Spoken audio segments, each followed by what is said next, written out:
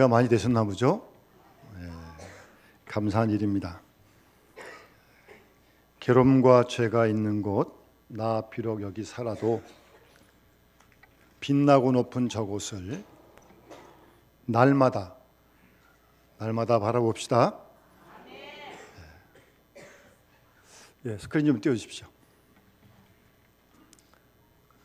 제가 여러분들이 바쁘실 것 같아서 좋은 꽃사진을 좀 보여드리려고요.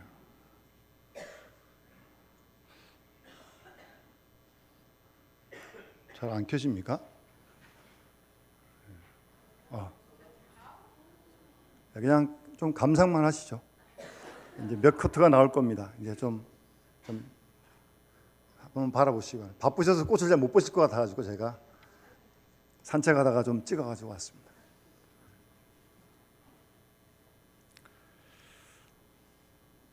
아주 꽃밭입니다. 아름답습니까? 아름다워서 찍어왔습니다. 아름다움을 같이 나누려고요.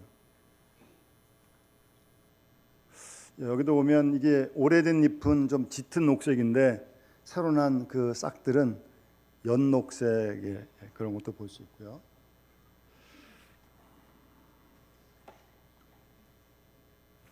보시면서 좀 감상하시면서 아름다움을 느끼면서, 참고적으로 꽃은 영산홍입니다.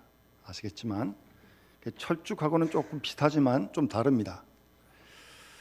철쭉은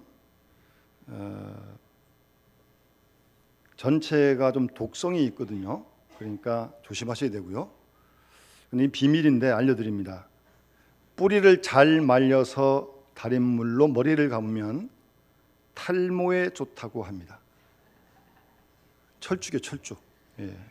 그런데 비밀이기 때문에, 왜냐하면 그거 아시면 이제 철쭉 다 뽑아갈 거 아니겠습니까? 그래서 비밀입니다. 그래서. 그리고 이제 여기 주로 꽃은 이제 영산홍인데, 좀 그 화면 중에 제일 좀 많은 꽃 하나만 그냥 계속 좀 켜놓으십시오. 제가 알아보니까 원래 이 꽃은 세종대왕 때 일본이 우리나라에 조공으로 바쳤더라고요. 조금 속이 좀 뒤틀리려 그랬는데, 그래도 뭐 아름다운 거죠. 뭐 하여튼 일본에서 들어온 꽃이에요 보니까. 그래서 외철쭉이다 그렇게 영산홍을 부르기도 합니다. 우리 여기 화단에도 조금 있는데 훨씬 많죠. 가득 찼죠. 그리고 역사적으로 보면 이 왕들이 또 이 꽃을 많이 좋아했더라고요. 그 연산군 있지 않습니까? 이 연산군이 영산홍을 남달리 좋아했는데 후원에다가 1만 그루를 갖다 심었대요.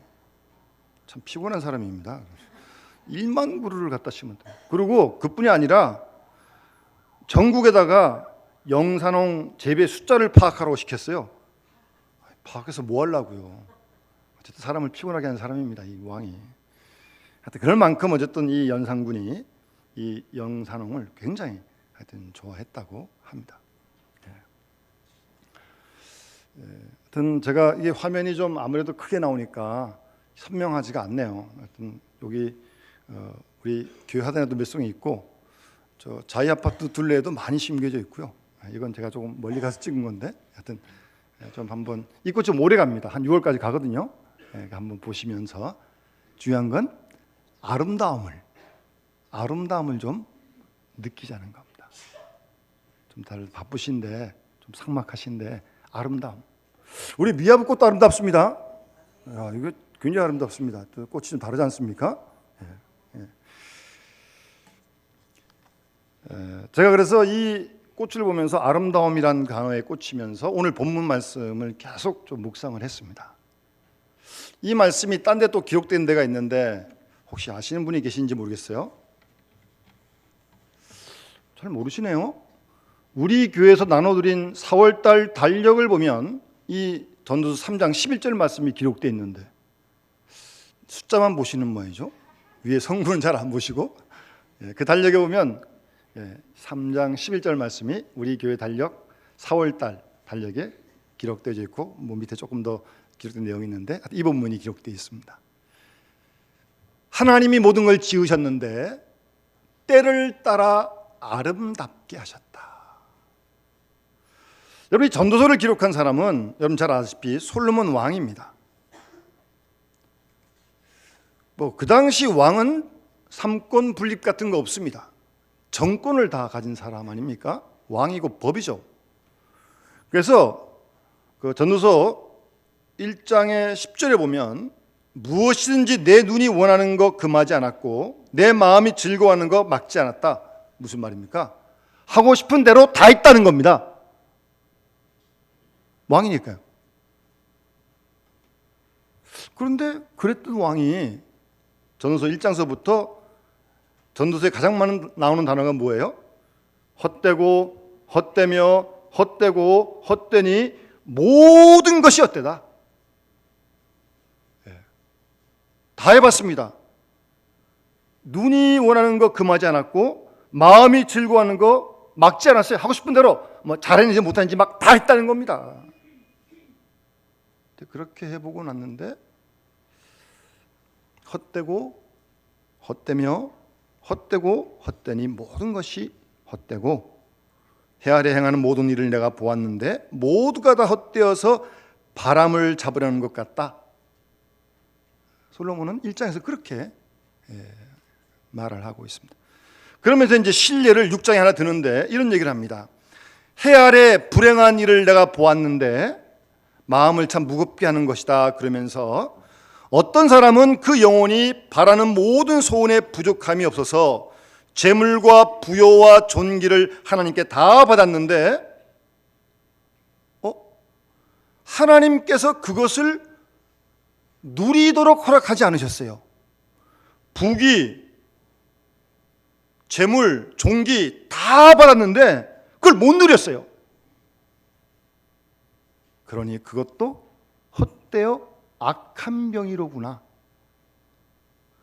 또 자녀가 100명 자녀를 낳고 장수하는 날이 많을지라도 그 영혼은 그러한 행복을 만족하지 못한다. 그가 안장되지 못하면 낙태된 자가 그보다 낫다. 그런 얘기도 하면서 비록 1000년의 갑절, 얼마예요? 2000년이죠. 1000년의 갑절이면. 맞습니까? 2000년입니다.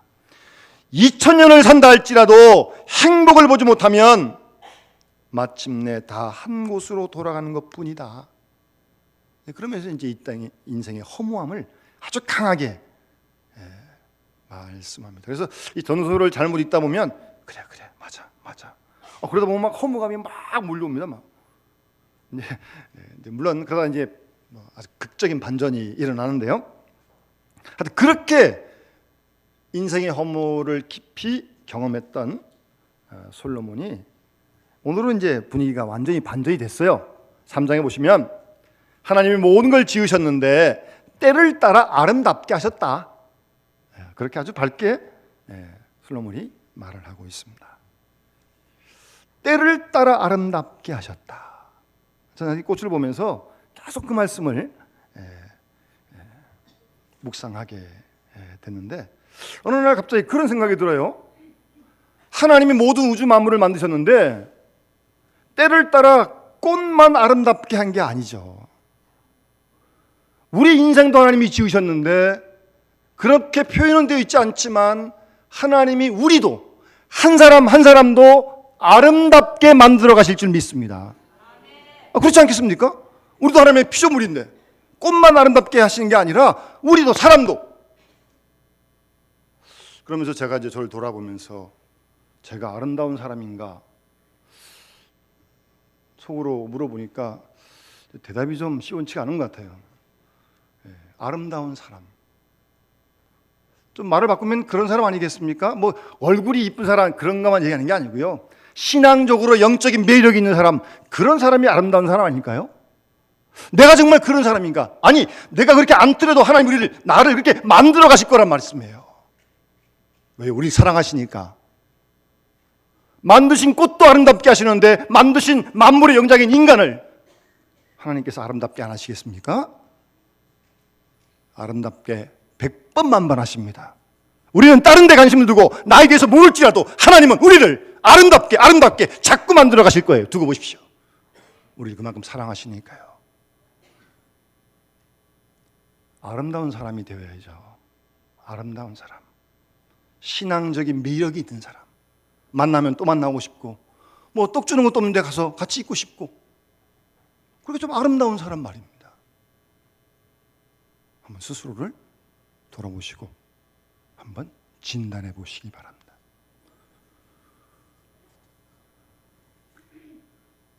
사도 바울은 골로새 1장 28절에 우리가 그를 예수를 전파하고 각 사람을 권하고 모든 지혜로 각 사람을 가르치는 것은 각 사람을 그리스도 안에서 완전한 자로 세우려 한다. 이게 사도 바울의 목회 철학입니다. 그리스도 안에서 각 사람을 가르치기, 온전한 자 세우기 위해서 전파하고 각 사람을 권하고 지혜로 모든 사람을 가르치는 거예요. 왜요? 그리스도 안에서 완전한 사람을 세우기 위해서. 그리스도 안에서 완전한 사람이 아름다운 사람 아닐까요? 하나님이 원래 우리를 창조하실 때 하나님의 형상대로 지으셨는데 아담의 범죄 이후로 그 형상이 파괴되어졌는데, 그래서 지금 이 세상이 이 모양인데, 파괴되어진 그 하나님의 형상이 그리스도를 통해서 우리가 예수 믿음으로 회복되어지는 그런 모습, 그 아름다운 모습 말입니다.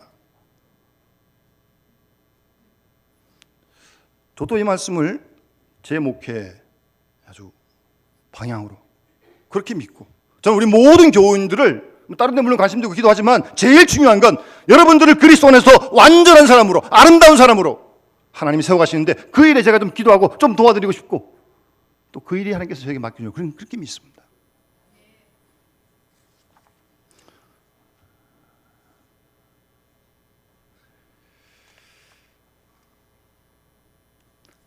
사람만 아름다운 게 아닙니다. 시편 48편은 시인이 이렇게 노래합니다.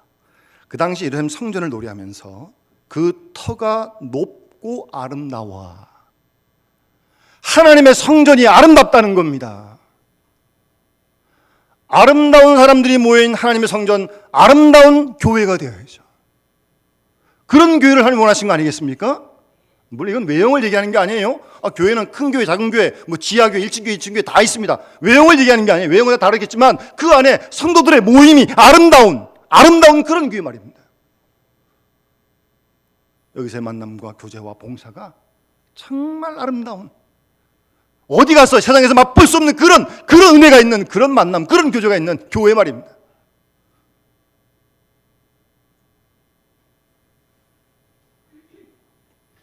아마 그런 아름다운 교회가 되면 뭐 부흥하지 말래도 부흥될 줄로 믿습니다. 사람들이 와보고 뭐 아름다운 교회 가지 뭐 큰 교회, 뭐 좋은 교회만 가겠습니까? 중요한 건 이 속에 아름다움이 있어야죠. 성도 간에 아름다움이 있어야죠. 세상에서 누릴 수 없는, 맛볼 수 없는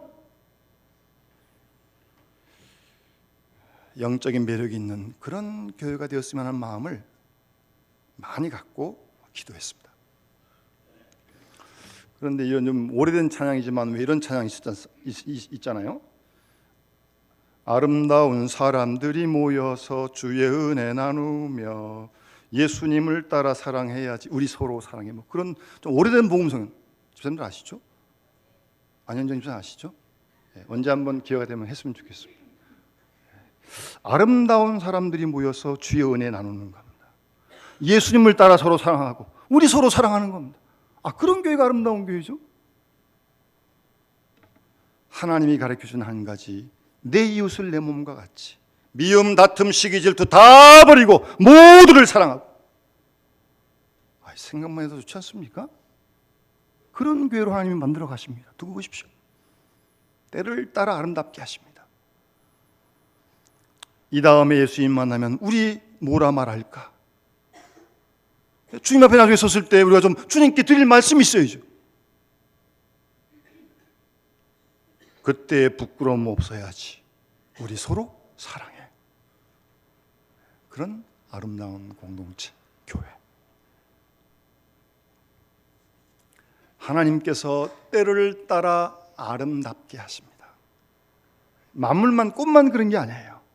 우리도 우리를 사랑하시니까 우리를 아름답게 만들어 가시고, 교회도 하나님의 교회, 하나님이 아름답게 만들어 가실 줄 믿습니다. 그런 일에 우리가 쓰임 받아야 합니다. 그런 일에 우리가 쓰임 받아야 합니다.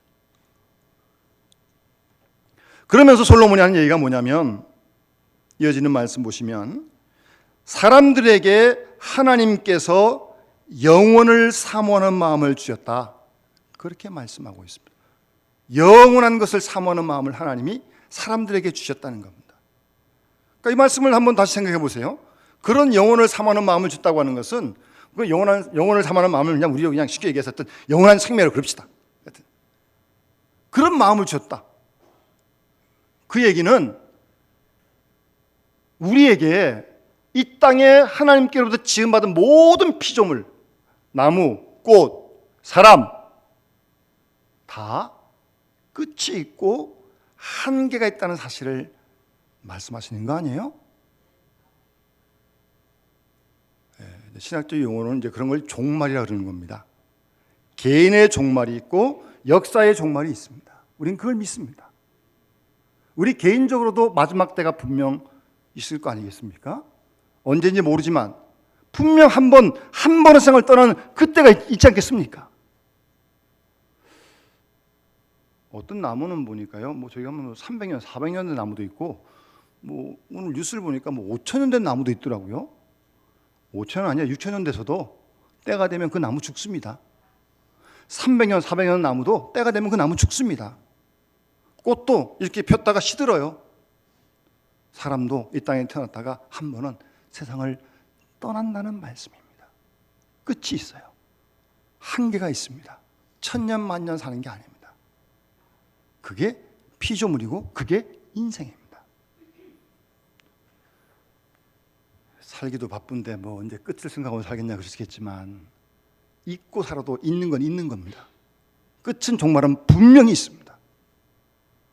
그렇다면 그때를 지혜롭게 알고 준비하는 게 신앙의 지혜가 아니겠습니까? 하나님께서 사람들에게 영원을 사모하는 마음 우리에게 주셨다는 겁니다. 우린 예수를 믿고 구원을 받고 영생을 얻은 줄 믿습니다. 요한복음 5장 24절 말씀 보시면, 내 말을 듣고 나 보내신 이를 믿는 자는 영생을 얻었고, 아멘. 여러분 다 영생을 얻으셨다니까요. 다 얻으셨어요. 물론 주님이 다시 오실 때 완전히 이루어진 영원한 생명이지만, 그러나 우리가 예수 믿지 않습니까? 하나님 말씀 듣잖아요. 순종하잖아요. 영생을 얻었다니까요. 사망에서 생명으로 옮겨졌단 말씀입니다. 아까 부른 찬송처럼 우리가 주님을 바라보면서 괴롭고 힘든 이곳 살아가지만 빛과 사랑이 넘치는 영원한 것을 우리가 바라보고 소망하며 사는 거예요. 그게 지혜로운 삶이라는 말씀입니다. 한 번 죽는 건 분명한 사실이지만 절대 끝이 아니고, 죽는 건 죽는 거고 끝나는 건 끝나는 거고, 이후에 우리에게 영원한 생명이 예비된 줄 믿습니다. 성경의 인물들은 다 그 소망 가운데 그 영생을 맛보며 오래 살았던 것이고, 그러니까 그 영생을 맛보면서 순교하면서도 찬양할 수 있었던 겁니다. 여러분,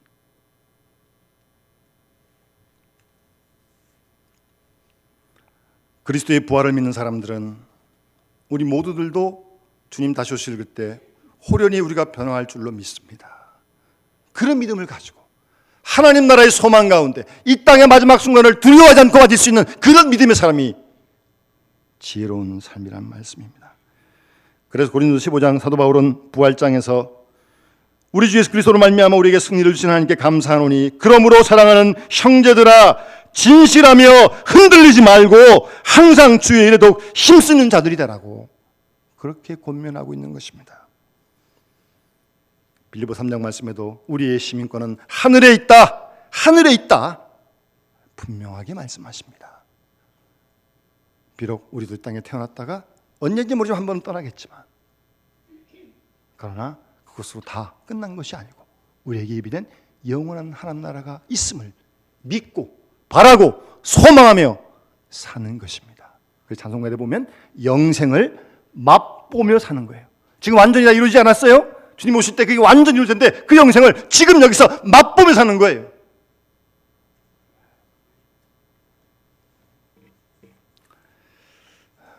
그래서 칼빈 선생님은 세상을 떠날 때 로마서 8장 18절 말씀을 28번 암송하면서 세상을 떠났습니다.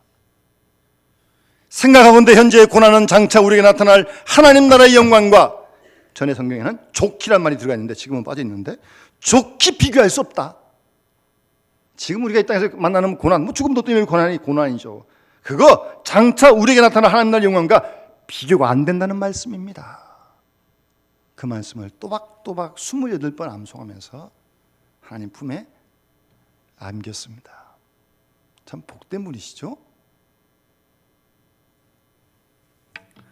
그리고 이어지는 솔로몬 말씀을 한번 들어보세요. 12절 13절에 보시면 사람들이 사는 동안에 따라합시다. 기뻐하며 선을 행하는 것보다 나은 것이 없는 줄을 내가 알았다. 아멘.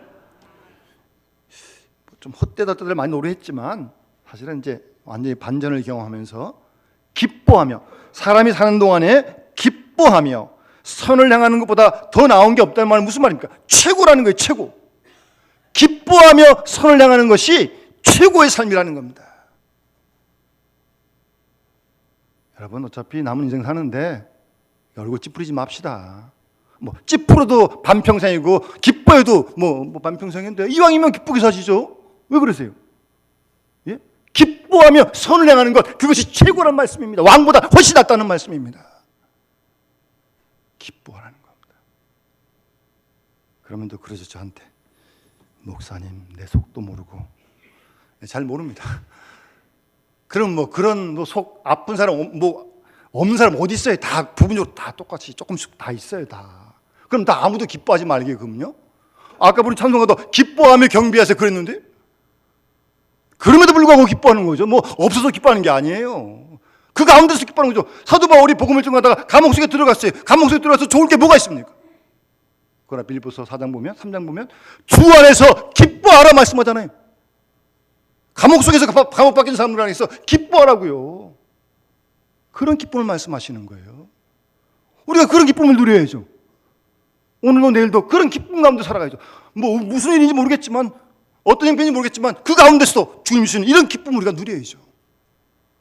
여러분, 하루하루 기쁘게 사세요. 기쁘게 사세요. 여러분, 그리스도인의 기쁨이 뭐겠습니까? 무엇보다도 예수 믿고 구원받은 기쁨이 가장 기본적인 기쁨입니다. 구원받은 기쁨이에요. 나 같은 죄인 살리신 그 은혜 놀라와, 그 은혜 고마워. 그래서 찬송을 부르는 거예요.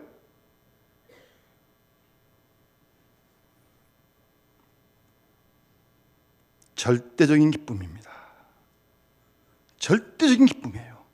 이런 큰 기쁨을 느끼게 될 때 시시하고 작은 걱정들 다 사라지게 되는 겁니다. 그러니까 기뻐하지 못하니까, 기쁨이 없으니까 자꾸 불평하고 원망하고 찡그리고 남한테 민폐 끼치고.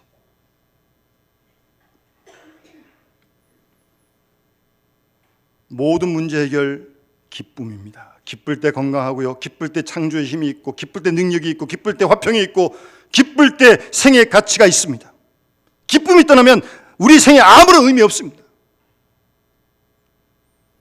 구원받은 기쁨, 주님과 동행하는 기쁨, 주의 일에 쓰임받는 기쁨, 우리에게 약속된 기쁨, 그런 기쁨을 누리며 사는 거예요. 살되 선을 행하는 거, 선을 행하는 거, 그게 최고라는 거.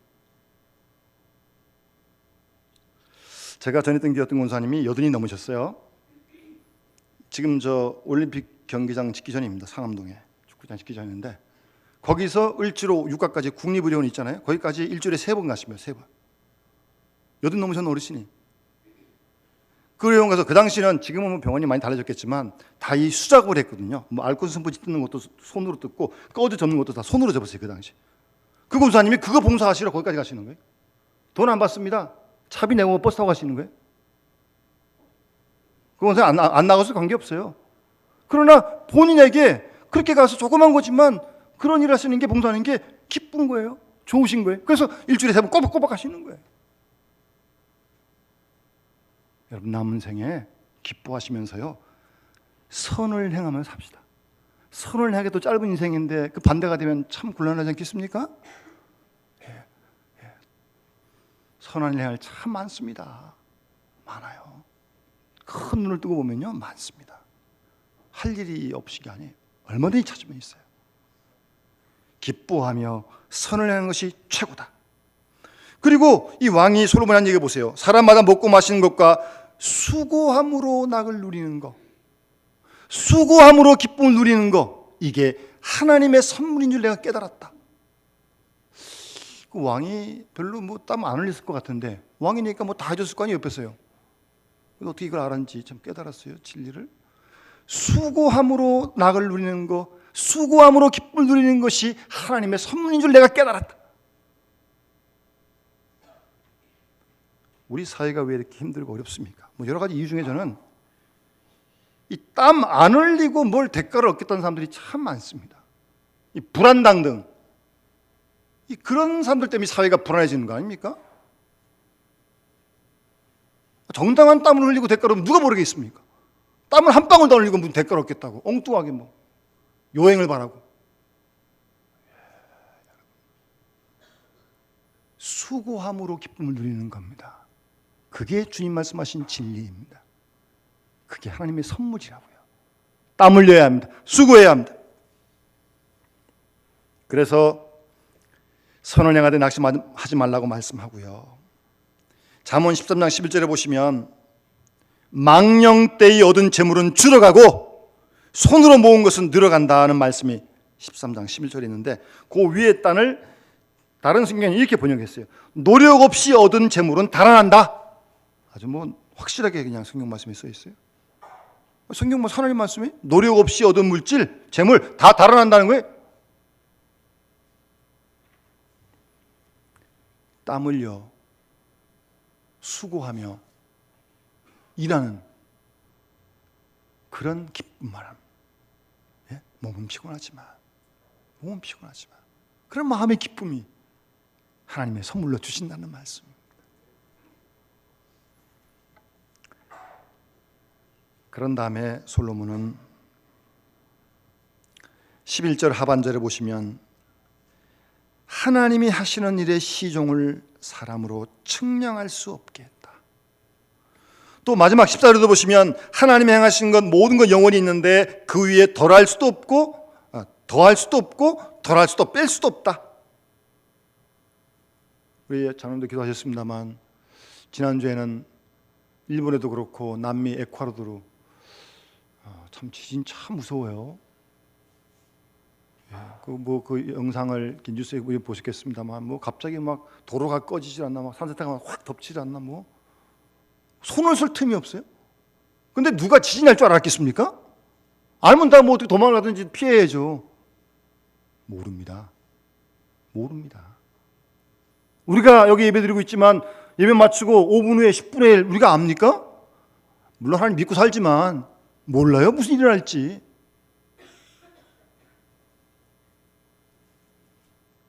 나는 몰라도 그 모든 일이 하나님의 섭리 속에 있음을 믿습니다. 예. 그럼 하나님 왜 그러시냐? 왜 하나님께서 이렇게 사람이 모르게 하고 덜하지도 없게 만드시냐?